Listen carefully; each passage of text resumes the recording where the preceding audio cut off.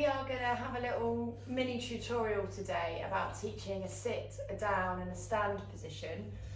This is just to help go alongside our training classes or one-to-one sessions that you might do with us, so that you've got a little video to work from, just to make sure that your signalling is all nice and clear for your dogs, and to try and make sure those positions are nice and strong. So the first thing that we want to talk about is just making sure that that marker cue, so your word or sound that tells the dog that they've got the behaviour right, and therefore they're going to get their piece of reinforcement, their bit of food or whatever reinforcement you might be using. We want to make sure that marker cue is really well installed. So I'm just going to do a quick recap with Penny to make sure she's paying attention. I've prepared some tiny tasty little tidbits, and I'm just going to go over my marker cue, which is the word good, and then follow it up with reinforcement. So body language, nice and still and neutral. Good. Good. And I'm going to do a little bit of floor feeding. Good. And then a little bit of hand to mouth as well. Good. So each time I'm making sure they hear the marker before I move my hand to deliver the food. Good.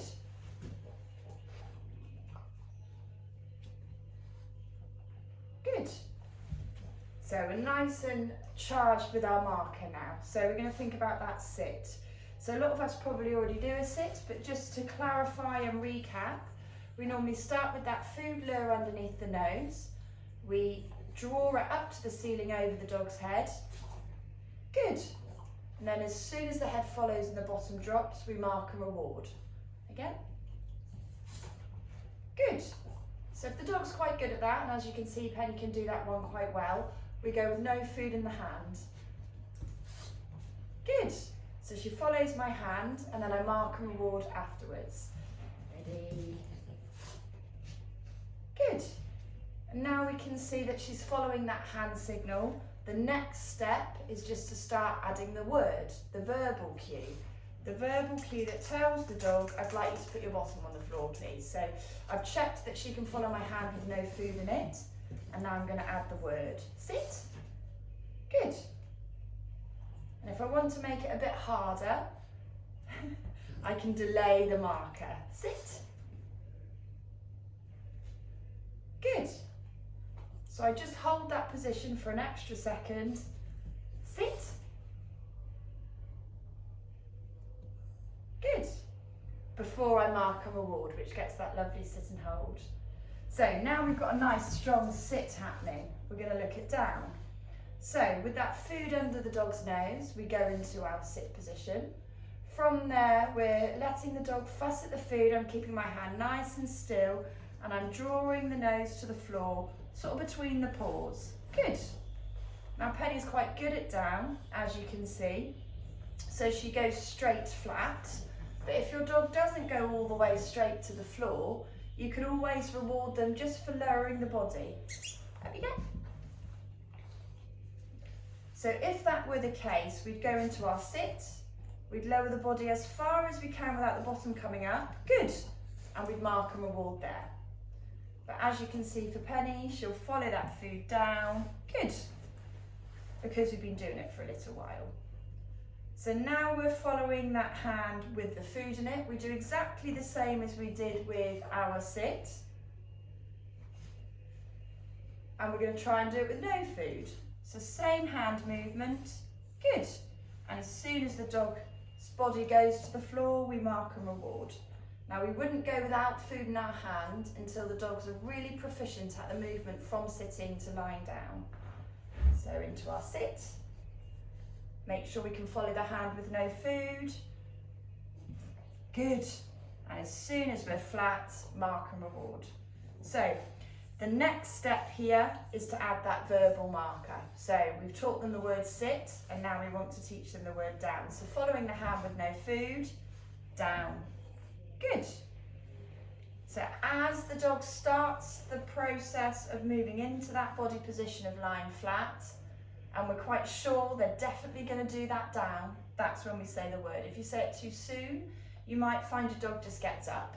And then we're not associating the right behaviour with the word down. So I'm going to get Penny up again there. No food in the hand, into the sit, down. Good. Now if I want her to hold the down, what we can do is once we're in the down, just mark a reward 2 or 3 times, down. Good, good, good. Start putting a little delay in. Good, and then I get a little down and hold then as well.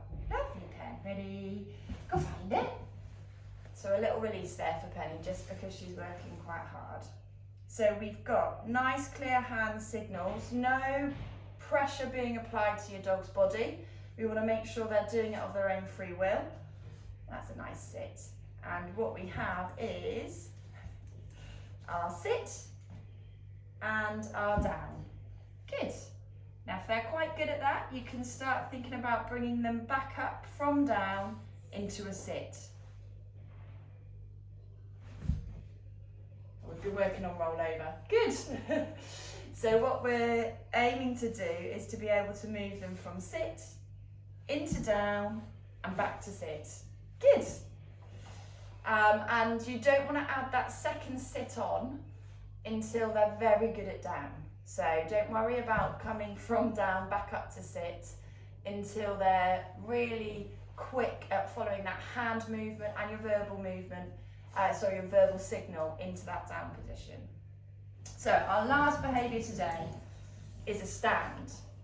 So we normally ask the dogs to sit first, then with a piece of food in our hand cupped under the chin, at chin height, we just move the hand forwards enough so that the dog has to stand up to take the food. Good. And we're looking for just that movement of stretching the back legs. Sit. As soon as they stand, we mark and reward. Good. If you see my hand turns this way from this way, just to help the dog's nose cup into the hand. Good. So once we can do that with a piece of food in our hand, we're going to have a go without. Good. And then we reward immediately afterwards. Can she follow my hand? Good. Yep, she can. Lovely. So I'm just going to prep a few more little food rewards here. So now we've got that hand movement being followed, our last step is to add the verbal cue. So we're into a sit. We're going to say the word as she moves. Stand. Good. Straight away mark and reward. Oh, you get it stuck, my love. Okay. Sit. Stand. Good. So as she stands into that hand, you'll see I'm not moving my hand really far away, because all that will happen is she's going to keep walking. And if we're preparing a stand so that we can ask a dog to stand on a veterinary table or a grooming table, it's really important they just stand straight and then stand still. So we'll have another go, Pen.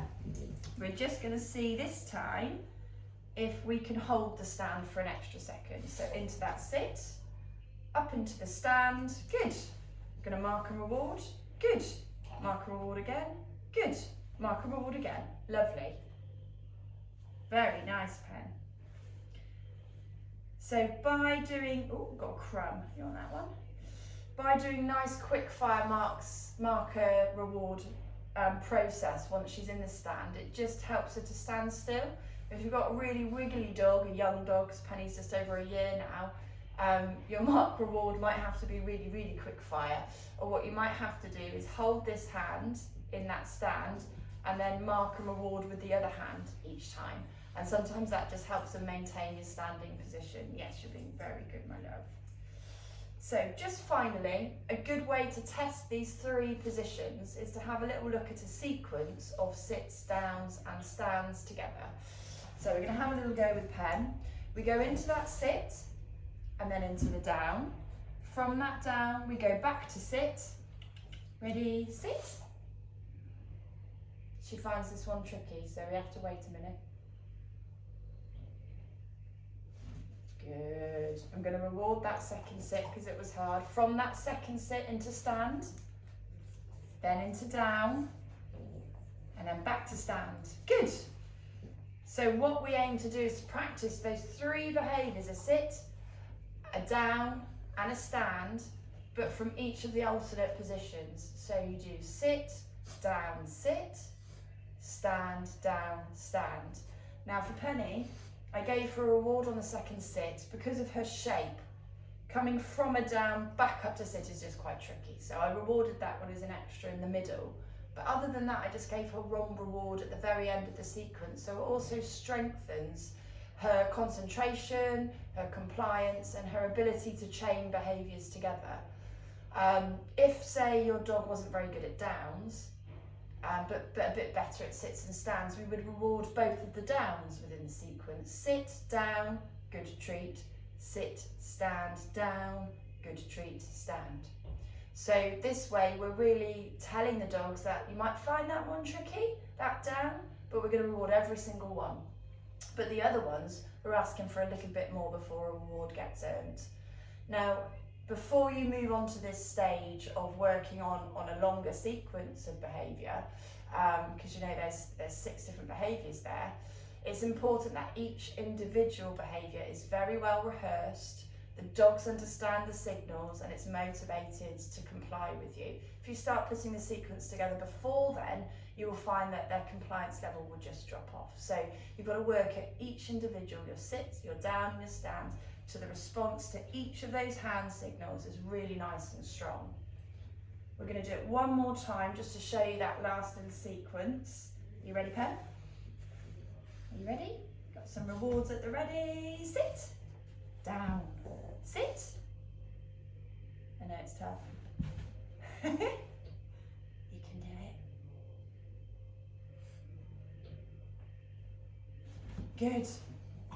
Stand, down, stand. Good. Very nice. Lovely. Off you go. A little release on the end for her for working so hard. So hopefully that helps just clarify those 3 different positions. From a dog training perspective, those 3 statics are kind of at the core of a lot of different work that you might be doing. Distance work, self-control work, general socialisation, handling, behavioural type work as well. So it's a good idea to keep practicing all 3 of them so that they're nice and strong. Always not forgetting that it's important to think about fading out the food from being in your hand, but maintaining the food to get delivered after the behaviour's been completed, alongside making sure you introduce that verbal cue at the right time. And most importantly, the cardinal rule of dog training, you only say it once. So if your dog doesn't go straight to sit, don't get caught in that trap of going sit, sit, sit, sit, because your dog's just going to stop listening to you. You want to make sure it's nice and clear. The job is sit. Good. And even if it takes them a second to comply, we wait it out, and once they do, we reward. If they choose not to do it, they just don't get anything. Good. I look forward to seeing how you all get on.